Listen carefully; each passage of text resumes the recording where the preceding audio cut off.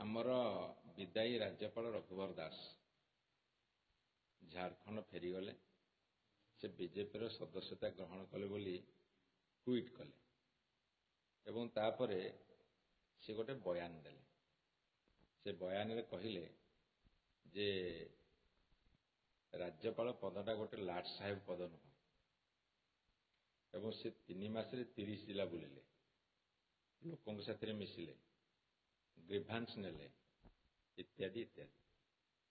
ତାକୁ ନେଇକି ଆମେ କହିଲୁ ଯେ ସିଏ ଓଡ଼ିଶାରେ ରାଜ୍ୟପାଳ ନଥିଲେ, ସେ ବିଜେପିର ପଲିଟିକାଲ ଏଜେଣ୍ଟ ଥିଲେ ଏବଂ ରାଜଭବନକୁ ସେ ବିଜେପିର ପାର୍ଟି ଅଫିସ ବା କାର୍ଯ୍ୟାଳୟ ଭାବରେ ପରିଣତ କରିଥିଲେ। ବିଜେପି ବାଲା ଉତ୍ତର ଦେଲେ ଯେ ସେ ଲୋକପ୍ରିୟ ରାଜ୍ୟପାଳ ଥିଲେ, ଲୋକଙ୍କର ରାଜ୍ୟପାଳ ଥିଲେ, ଗାଁ ଗାଁ ବୁଲୁଥିଲେ, ଏମିତି କେତେ କ'ଣ କଥା କହିଲେ। ବର୍ତ୍ତମାନ ବୟାନବାଜି ଚାଲିଛି, ଓଡ଼ିଶାର ରାଜନୀତିକ ସରଗରମ କରୁଛି। ମୋର ଏଇଠି କେତୋଟି ମୌଳିକ ପ୍ରଶ୍ନ। ଗୋଟେ କଥା ହେଉଛି ଯେ କାହାର ପୁଅ ଯେତେବେଳେ ଗୋଟେ କ୍ରାଇମ କରେ ସେତେବେଳେ ତାକୁ ପନିଶମେଣ୍ଟ ହୁଏନି। ଯେମିତି କଥାରେ ଅଛି, ପଣ୍ଡିତ ପୁଅ ମାଙ୍କଡ଼ ମାରିଲେ ଦୋଷ ନାହିଁ। ସିଏ ଓଡ଼ିଶାର ତାଙ୍କ ଅଫିସରେ ଚାକିରି କରୁଥିବା ଜଣେ ବ୍ୟକ୍ତିଙ୍କୁ ତାଙ୍କ ପୁଅ ମାଡ଼ ମାରିଲା, ଜୋତା ଚଟେଇଲା, ଅକଥନୀୟ ନିର୍ଯାତନା ଦେଲା। ସିଏ ଗଣମାଧ୍ୟମ ଆଗରେ କହିଲେ, ପୋଲିସରେ ଏଫଆଇଆର ଦେଲେ, କୌଣସି କାର୍ଯ୍ୟାନୁଷ୍ଠାନ ନିଆଗଲା ନାହିଁ। ଏଇଟା ଲୋକଙ୍କର ରାଜ୍ୟପାଳଙ୍କର ପୁଅ ନା ଲାଟ ସାହେବଙ୍କର ପୁଅ? ସେ ଉତ୍ତରଟା ସେ ରଖିବେ। ଏବଂ ସାରା ଓଡ଼ିଶା ବୁଲିଲେ 3 ମାସ ଭିତରେ, ବହୁତ ଗ୍ରିଭାନ୍ସ ଆଣିଲେ, ଲୋକଙ୍କ ସାଥିରେ ଯାଇକି ମିଶିଲେ। ହେଲେ ଆମ ସରକାର ଥିଲା, ତାଙ୍କ ଗ୍ରିଭାନ୍ସ ସହିତ ଶୁଣି ନଥିବେ। ମୁଁ ତ ପ୍ରଥମରୁ କହିଛି ଯେ ରାଜ୍ୟପାଳ ଗାଣ୍ଡୁଏ ମାଟି ପକାଇବାର କ୍ଷମତା ନାହିଁ। ରାଜ୍ୟ ସରକାର କରନ୍ତି, ମୁଖ୍ୟମନ୍ତ୍ରୀ ମନ୍ତ୍ରୀ ସରକାର କରିବେ, ରାଜ୍ୟପାଳଙ୍କ ସେ କ୍ଷମତା ନାହିଁ ଆର୍ଥିକ ନିଷ୍ପତ୍ତି ନେବାର, କାହାକୁ ଅନୁଦାନ ଦେବାର। ହେଲା, ସେ ଗ୍ରିଭାନ୍ସ ଆଣିଲେ, ଭଲ, ଲୋକଙ୍କ ପାଖକୁ ଗଲେ, କିଛି ଅସୁବିଧା ନାହିଁ।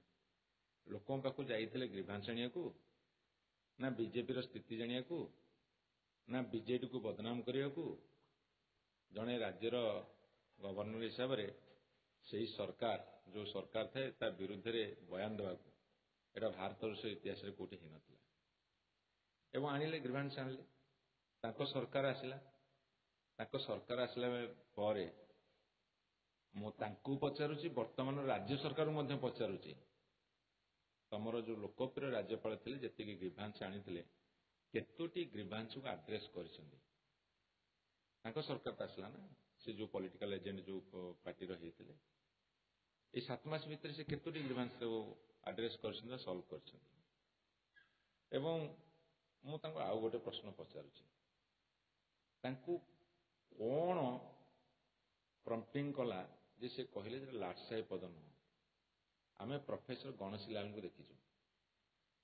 ତାଙ୍କୁ ଯଦି ଓଡ଼ିଶା ଲୋକଙ୍କୁ ପଚାରେ ଯେ ଭଲ ରାଜ୍ୟପାଳ କିଏ, ତାଙ୍କୁ ଏତେ 100ରୁ 100% ମାର୍କ ଦେବେ। କିନ୍ତୁ ଯଦି ଓଡ଼ିଶା ଲୋକଙ୍କୁ ପଚାରାବ ରଘୁବର ଦାସ କିଏ, ଲୋକ 100ରୁ 10% ମାର୍କ ଦେବେ କି ନାହିଁ ମୁଁ ଜାଣିନି। ସେ ଯଦି ଧରାଧରି କରିବେ ବି ତଥାପି 30 ମାର୍କ ପାଇବେନି, ପାସ୍ ମାର୍କ ପାଇବେନି। ଏବଂ ଆଉ ଗୋଟେ କଥା ବିଜେପି ସରକାରକୁ ମୁଁ ପଚାରିବାକୁ ଚାହୁଁଛି, ଯାହା ବିଜେପିର ବନ୍ଧୁମାନେ ଯେଉଁ ବୟାନବାଜି କରୁଛନ୍ତି, ଲୋକଙ୍କର ରାଜ୍ୟପାଳ ଥିଲେ, ତାଙ୍କୁ ତଣ୍ଟିଆ କ'ଣ ପାଇଁ ଦେଲେ? 5 ବର୍ଷ କାର୍ଯ୍ୟକାଳ ସରିନି, ନଙ୍ଘା ତଣ୍ଟିଆ ଦେଇ କାହିଁକି ବିଦା କଲେ? ସେ କାରଣଟା ବର୍ତ୍ତମାନ ବିଜେପି ଭାଇମାନେ ଟିକେ ସ୍ପଷ୍ଟ କରନ୍ତୁ। ଏବଂ ସବୁଠାରୁ ବଡ଼ କଥା ହେଉଛି ଯେ ତାଙ୍କ ପୁଅ ଯେତେବେଳେ ବାଡ଼େଇଲେ, ଝାଡ଼ଖଣ୍ଡୀ ଗୁଣ୍ଡାଙ୍କୁ ନେଇକି ଓଡ଼ିଆ ଲୋକଙ୍କୁ ବାଡ଼େଇଲେ, ଏ ସରକାର ତ ସେତିକି ଦମ ନଥିଲା ତାଙ୍କୁ ପନିଶମେଣ୍ଟ ଦେବାକୁ। ଏବେ ତ ସେ ଗଲେଣି, ଅନ୍ତତଃ ତାଙ୍କ ପୁଅକୁ ଟିକେ ଡାକନ୍ତୁ, ପୁଲିସ ପଚାରୁ, ବାନ୍ଧନ୍ତୁ, ଫରୱାର୍ଡ କରନ୍ତୁ, ଓଡ଼ିଆ ଅସ୍ମିତାକୁ ଫେରାଇ ଆଣନ୍ତୁ। ବର୍ତ୍ତମାନର ବିଜେପି ସରକାର ଦାୟିତ୍ୱ ହେଲା, ଯେଉଁ ଓଡ଼ିଆ ଅସ୍ମିତା କଥା କହିକି ଆସିଥିଲେ, ସେଇ ଓଡ଼ିଆ अस्मिताକୁ से ବର୍ତ୍ତମାନ ଫେରେଇ ଆଣନ୍ତୁ ଏବଂ ସେମାନେ ତୁଳନା କରି ଦେଖନ୍ତୁ ଯେ ଗଭର୍ଣ୍ଣର ପୋଷ୍ଟଟା ଲାଟ ସାହେବ ସେ କାହିଁକି କହିଲେ ତାକୁ ଟିକେ ନିରୀକ୍ଷଣ କରନ୍ତୁ।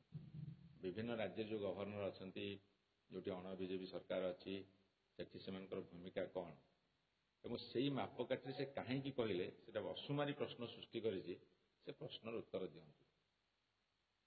ଏ କଥାଟା ଏ ମୌଳିକ ପ୍ରଶ୍ନ ଗୁଡ଼ାକ ମୁଁ ପଚାରିଛି ଦୟାକରି ଉତ୍ତର ଦିଅନ୍ତୁ। ଏକରେ ତଣ୍ଟିଆ କାହିଁକି ମାରିଲେ, କୋଉ ରାଜ୍ୟରେ ଗଭର୍ଣ୍ଣର ସବୁ ଲାଟ ସାହେବ ହେଇଛନ୍ତି ଏବଂ ସିଏ ନିଜକୁ ଲାଟ ସାହେବ କହିଲେ ନାହିଁ କିନ୍ତୁ ତାଙ୍କ ପୁଅକୁ ଛାଡ଼ିଲେ ଏବଂ ପୂର୍ବତନ ଗଭର୍ଣ୍ଣରଙ୍କ ଅପେକ୍ଷା ଇଏ କୋଉ ଗୁଣରେ ଭଲ ଥିଲେ ଏବଂ କାର୍ଯ୍ୟକାଳ ସରିବା ପୂର୍ବରୁ ବିଜେପି ବାଲା କାହିଁକି ତାଙ୍କୁ ତଣ୍ଟିଆ ମାରିଲେ। ଏସବୁ ମୌଳିକ ପ୍ରଶ୍ନର ଉତ୍ତର ଦିଅନ୍ତୁ। ନିଜ ଢୋଲ ନିଜେ ପିଟିଲେ କ'ଣ ହବ? ସେ ତ ପ୍ରଶ୍ନର ଉତ୍ତର ଦେବେ ନା କାହିଁକି ତାକୁ ବିଜେପି ବାଲା ତଣ୍ଟିଆ ମାରିଲେ। ମୁଁ ସେ ଗୋଟାଏ ପ୍ରଶ୍ନର ଉତ୍ତର ସବୁ ଅଛି। Governor appointment by the recommendation of central government କେବଳ ରାଷ୍ଟ୍ରପତି ଆପଏଣ୍ଟମେଣ୍ଟ ଦିଅନ୍ତି କିନ୍ତୁ ତାକୁ ୟୁନିୟନ ଗଭର୍ଣ୍ଣମେଣ୍ଟ ରେକମେଣ୍ଡ କରେ ଏବଂ ସେଇ ତ ମୌଳିକ ପ୍ରଶ୍ନ ତମେ ତାଙ୍କୁ କାହିଁକି ତଣ୍ଟିଆ ମାରିଲ।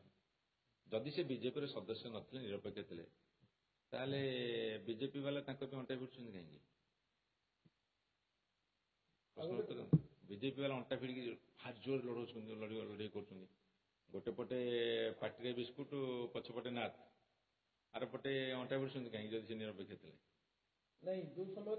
ସୂତା କ୍ଷୀର ସଳଖି ପାରିବେନି ଗ୍ରିଭାନ୍ସ ନେବେ। ଯଦି ଗ୍ରିଭାନ୍ସ ତମେ ନେଇଥିଲ ହଜାର ହଜାର ଗ୍ରିଭାନ୍ସ ନେଇଥିଲ ହେଲା ଆମ ସରକାର ପଳେଇଲା ବିଜେପି ସରକାର ଆସିଲା ତମେ 7 ମାସ କଣ୍ଟିନ୍ୟୁ କଲ ସେଇ ଯେତିକି ଗ୍ରିଭାନ୍ସ ଆଣିଥିଲ ତାକୁ ଟିକେ ଲୋକଙ୍କ ସାମ୍ନାରେ ପକେଇ ଦିଅ ସେଥିରୁ କେତେଟା ତମେ ସମାଧାନ କରିଛ। ମୁଁ ତ ତାଙ୍କୁ ଯେତିକି ଦାୟୀ କରିବି ବର୍ତ୍ତମାନ ସରକାର ତ ବେଶୀ ଦାୟୀ କରିବି କାରଣ ଗଭର୍ଣ୍ଣର ବୁଲି ବୁଲି ପ୍ରଚାର କଲେ ତାଙ୍କ ପାଇଁ ସେଇଥିରୁ ସରକାର ଆସିଲେ ଗୋଟେ ପଲିଟିକାଲ ଏଜେଣ୍ଟ ଭଳିଆ ଯେତେବେଳେ ସେ ପ୍ରଚାର କଲେ ତମେ ସରକାରକୁ ଆସିଲେ ଅନ୍ତତଃ ଯେତିକି ଗ୍ରିଭାନ୍ସ ଆଣିଥିଲେ ତାକୁ ଆଡ୍ରେସ୍ କରିଦିଅ। ଲୋକପ୍ରିୟ ରାଜ୍ୟପାଳ ବର୍ତ୍ତମାନ ଲୋକପ୍ରିୟ ସରକାର ତାହେଲେ ଲୋକ ଅପ୍ରିୟ ହେଲେ କାହିଁକି? ଯଦି ଲୋକପ୍ରିୟ ରାଜ୍ୟପାଳ ବିଜେପି ବାଲା କହୁଛନ୍ତି ତାହେଲେ ଲୋକ ଅପ୍ରିୟ ହେଲେ କାହିଁକି?